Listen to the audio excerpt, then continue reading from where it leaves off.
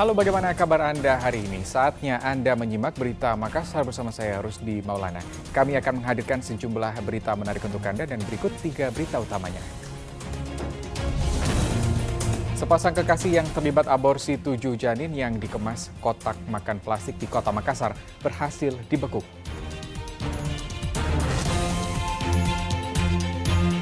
Sempat buron 3 hari, suami yang menikam istrinya di Kabupaten Sinjai berhasil dibekuk.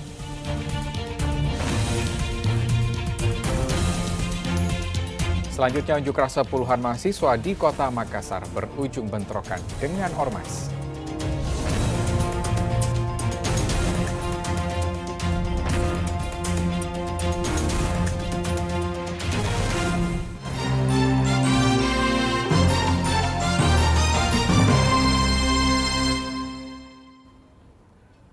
Kita ke informasi pertama hari ini. 7 janin yang dikemas kotak makan plastik dalam kamar indekos telah dimakamkan di pemakaman umum Kota Makassar.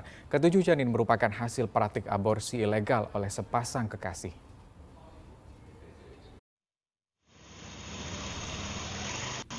Usai pemeriksaan serta pengambilan sampel DNA oleh tim forensik Polda Sulawesi Selatan, 7 janin yang sempat dikemas kotak makan plastik dalam kamar indekos telah dimakamkan di pemakaman umum Kecamatan Biringkanaya, Kota Makassar. Jasad 7 janin dibawa dengan 1 peti kayu. Selain jenazah, petugas juga mengemas barang bukti kotak makan plastik dan kain untuk ikut ditanam. Berdasarkan hasil pemeriksaan, usia janin diperkirakan 3 bulan hingga 7 bulan sebelum digugurkan. Setelah melakukan olah TKP di tempat temuan janin itu, awalnya kan kita tim mengira cuma 1, namun dalam pemeriksaan pengembangan di ruang forensik ternyata kita menemukan ada 7 yang sudah jadi kerangka dan bahkan ada yang memang sudah hancur terurai seperti itu. Kalau usianya sendiri janin itu berapa bulan? Jadi perkiraan itu di sekitar paling besar perkiraan 6 sampai 7 bulan. 7 bulan. Dan ada yang di bawah 3 bulan sepertinya karena sudah hancur. Ya. Kalau boleh tahu masa disimpannya itu janin sampai membusuk dan jadi tulang belulang? Oh, jadi sesuai dengan kondisi kerangka itu ya. Jadi dari hasil pemeriksaan mungkin sekitar kurang lebih 6 bulan. 6 bulan. Dia tersimpan di tempat itu. Semua janin itu? Semua. Oh, 6 bulan. Rata-rata ya kurang lebih 6 bulan. Kalau boleh tahu Dok, hasil penyelidikan dan pemeriksaan ke-7 janin apa yang ditemukan yang bisa menjadi jadi benang? Karena yang kita temukan ini tulang belulang kerangka ya. Jadi yang paling banter yang bisa kita tentukan adalah perkiraan umur saja. Kemudian jenis kelaminnya susah karena kan sudah terurai tulang belulangnya. Ini di antara 1 janin sampai 7 janin itu variasi bulannya? Iya, bervariasi seperti itu. Oh. Kemudian yang urgensi sebenarnya ya ketika kami melakukan pemeriksaan ya itu pengambilan sampel DNA yang mana tahu dalam lidik dari teman-teman penyidik ada yang hal yang jadi petunjuk. Ya, kami sudah siapkan DNA dari kerangka ini. Oh, ini DNA semua sudah diperiksa ke 7 janin? Sementara kita sudah ambil sampelnya, ya. Polisi menyimpulkan ke-7 janin korban praktek aborsi ilegal oleh sepasang kekasih. Seorang tersangka wanita berumur 26 tahun yang bekerja sebagai tenaga medis di rumah sakit berhasil ditangkap. Sedangkan 1 tersangka lain dalam perjalanan ke Kota Makassar setelah dibekuk di Kalimantan Selatan. Kita sudah menangkap orang yang melakukan aborsi tersebut. Dan nggak lama kemudian kita tangkap orang yang berbeda juga di daerah Kalimantan. Sementara rangkaian penyelidikan ini masih berlangsung, namun kita sudah berani menetapkan 2 orang ini sebagai tersangka sementara ini. Terungkapnya praktik aborsi ilegal ini bermula dari pemilik indekos yang hendak membersihkan kamar yang telah ditinggal 6 bulan oleh penghuninya. Dalam kamar tercium bau menyengat, ada 7 janin dikemas kotak makan plastik. Andi Muhammad Sardi melaporkan dari Kota Makassar. Ya, sepasang kekasih dalam kasus terungkapnya 7 janin hasil aborsi ilegal berhasil dibekuk. Berdasarkan pemeriksaan, pelaku sengaja menggugurkan kandungan sejak 2012, kemudian menyimpannya dalam kotak makan plastik. Kasus terungkapnya 7 janin hasil aborsi ilegal yang dikemas kotak makan plastik dalam kamar indekos di Kota Makassar terus diselidiki polisi. 2 tersangka yang merupakan sepasang kekasih berhasil dibekuk. Polisi tangkap 1 pelaku wanita yang bekerja sebagai tenaga medis di Konawe, Sulawesi Tenggara, sedangkan pelaku pria ditangkap di Kalimantan Selatan. Dari pemeriksaan polisi, pelaku sengaja menggugurkan janin sejak 2012 kemudian dikemas dalam kotak makan plastik. Bahkan pasangan ini 3 kali berpindah indekos dengan membawa janin hasil aborsi ilegal. Tersangka dijanjikan akan dinikahi kekasihnya. Jasad ke-7 janin akan dimakamkan setelah mereka menikah. Pacaran, kemudian di tahun 2012 ini pelaku perempuan hamil, karena hamil di luar nikah karena malu terhadap keluarga, akhirnya sepakat untuk digugurkan kan dengan perjanjian bahwa nanti akan dinikahi. Ternyata di tahun berikutnya hamil lagi, digugurkan, ya kan? Tetap janji akan dinikahi sampai dengan 2017. Itulah sebabnya kenapa janinnya itu selalu dimasukkan dalam box plastik dan dibungkus dalam kardus, kemudian dilakban. Yang nanti sesuai dengan janji itu setelah menikah, 1 bulan setelah nikah akan dikuburkan di kampungnya perempuan di Toraja. Dan yang pacarnya itu pacar yang sama atau yang berbeda? Kalau sampai saat ini keterangan yang kami dapatkan dari perempuan pacar yang sama, namun kami akan lakukan tes DNA, ya kan, untuk memastikan apakah betul ke-7 janin tersebut berasal dari laki-laki atau perempuan yang sama, dari orang tua laki-laki atau orang perempuan yang sama. Berarti masih didalami juga indikasi modus aborsi. Masih dan kami nanti sudah pasti akan kita periksa secara kesehatan jiwanya pada psikiater, kondisi kejiwaannya, kenapa sampai setega itu dan sampai sebanyak itu tega melakukan sebanyak itu aborsi. Kalau prosesnya sendiri kemudian itu dia lakukan di mana? Apakah di tempat kosnya atau di berbagai tempat? Kalau proses untuk aborsinya itu dilakukan kosnya, namun kan kosnya mereka berpindah-pindah dari tahun 2012 sampai tahun 2017. Bahkan 2017 terakhir mereka melakukan aborsi itu dibawa kemana-mana kota itu sampai dengan kosnya yang terakhir di Biringkanaya.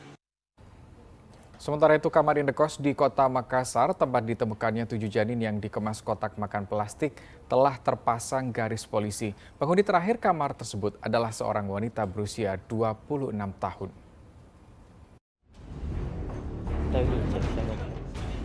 Beginilah suasana rumah indekos tempat ditemukannya 7 janin yang dikemas kotak makan plastik di Kecamatan Biringkanaya, Kota Makassar.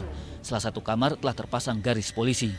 Penghuni terakhir kamar tersebut adalah seorang wanita berumur 26 tahun. Rumah indekos ini hanya menerima penghuni wanita. Pemilik indekos tidak pernah menemukan tamu pria yang bermalam. 7 janin yang dikemas kotak makan plastik ditemukan dalam kamar indekos di Kecamatan Biringkanaya, Kota Makassar pada Minggu 5 Juni 2022. Penemuan 7 janin terungkap saat pemilik kos sedang membersihkan kamar yang memunculkan bau menyengat usai ditinggal penghuninya. Pemilik kos berniat menyewakan kamar tersebut karena masa sewa penghuni sebelumnya telah habis. Begitu diperiksa, pemilik kos menemukan bau menyengat berasal dari sebuah kardus dipenuhi lakban berisi kotak makan plastik yang tersimpan 7 janin. Pas dibuka, sedikit rambut. Terus sama tengkorak kepala tinggal sedikit sekali. Karena saya saya duduk di sini, jadi yang cuma warga sama Pak Yusuf sama Bu RT yang lihat. Waktu saya ke situ, itu barang kan masih ada di teras. Saya lihat toh, saya bilang, mana itu barang? Dia bilang itu di teras. Bilang, sementara saya cerita sama yang punya rumah, masyarakat sudah benar-benar semua datang toh. Jadi saya bilang, saya bilang tunggu dulu tunggu Pak Polisi itu datang sama Pak RW. Gitu, jadi di situ sampai saja. Jadi di itu hari dibongkar. Karena kan polisi sendiri yang membongkar tuh, jadi kita lihat di situ. Yang cuma kita lihat itu pertamanya kan ada kayaknya 3 box toh.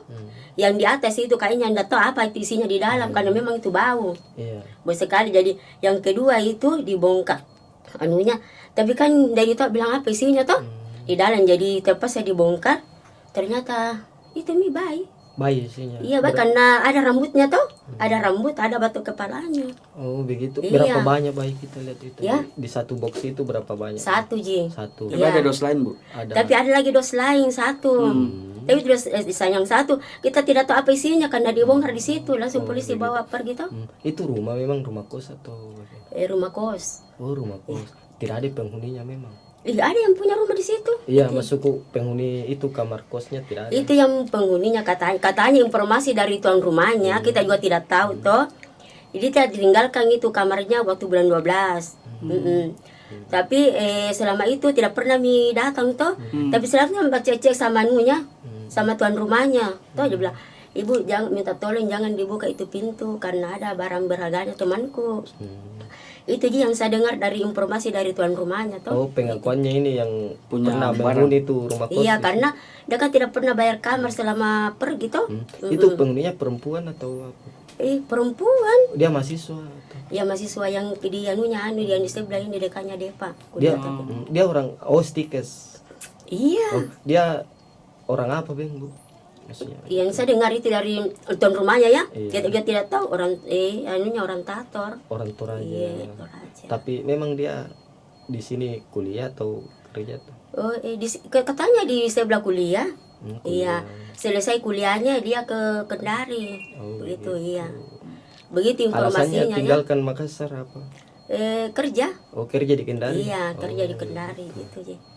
Jadi itu orang langsung dibawa misalnya sama polisi itu malam. Iya, malamnya karena polisinya Polda ada, TKP juga ada. Oh iya. Ya kuliah itu karena ada polisi 4 mobil. Tapi waktu pada saat diangkat itu dosa Bau sekali, Bu. ada tanda-tanda apa gitu, ada mungkin darah apa?